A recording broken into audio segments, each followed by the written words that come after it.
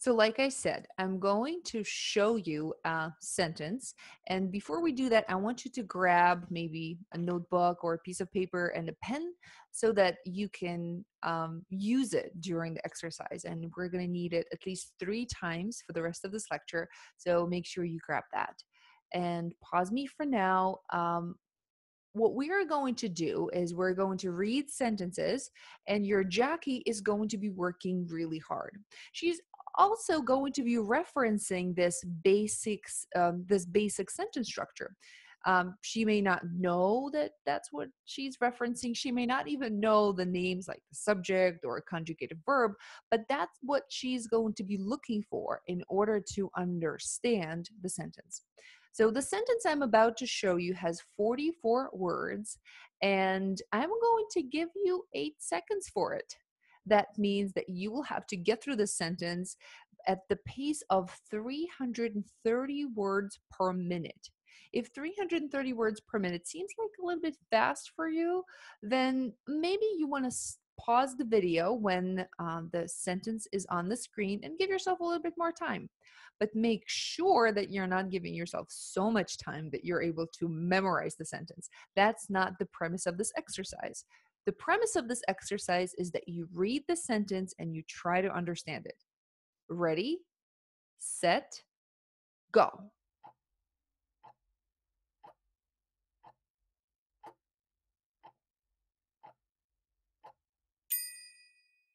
Welcome back. Now take out your sheet of paper and write down the gist of the sentence. What happened? Who was your actor? What was your action? I hope you all did that. What did you get? What did your Jackie come up with? If she came up with something like women brought clothes that needed adjustments, great job. If you came up with something a little bit different, perhaps you added an adjective here and there, maybe women of Montgomery, and perhaps your verb was not brought, maybe your verb was would come. That is all good. Just make sure that your actor, your subject, is women, and actually we have actresses here, Montgomery women, and your action was would come or would bring, and then your complement is clothes, and your phrase would be something along the lines of needing adjustments.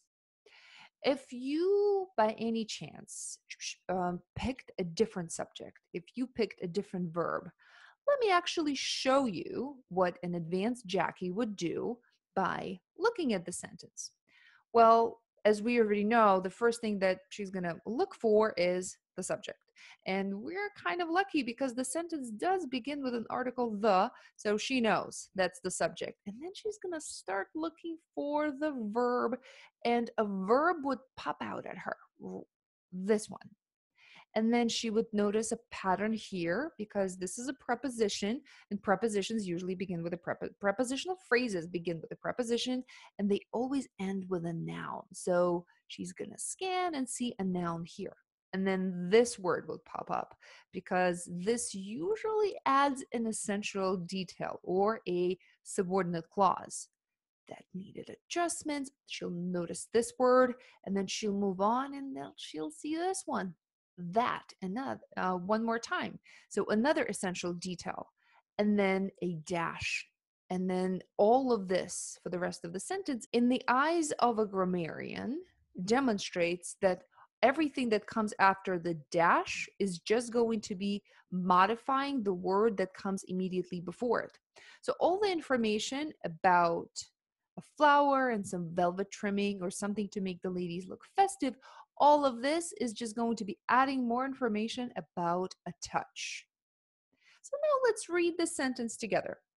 The women of Montgomery, and also Jackie knows that she can just skip that part when she is looking for her subject and the verb because this part is offset by commas on both sides. When something is offset by commas or maybe by dashes on both sides, that means it's a non-essential detail. So it's not essential for your understanding of the sentence. And then she would go through in with their fancy holiday dresses, essential detail that needed adjustments, or their Sunday suits and blouses, essential detail that needed just a touch. What kind of touch? We already know. It's a flower, some velvet trimming, or something to make the ladies look festive. So, this is what your Jackie is doing to unpack this really big sentence. And if you didn't do that, if your Jackie wasn't very skilled, you can't help it but just get your internal blackboard, your short term memory will get overcrowded. You can't expect yourself to hold 44 separate words in your mind before you can make sense out of it. And remember, when you are perceiving spoken speech, you have to listen in order. But when you're looking at a written text, you don't have to. You can actually skip around and look at what's important and what's not important. And what is essential is, especially when your reading comprehension breaks down, is that you look at the sentence and you also try to break it up into manageable parts using your knowledge of grammar, using your knowledge of syntax, and try to go back to your basic sentence structure and fill those four little compartments.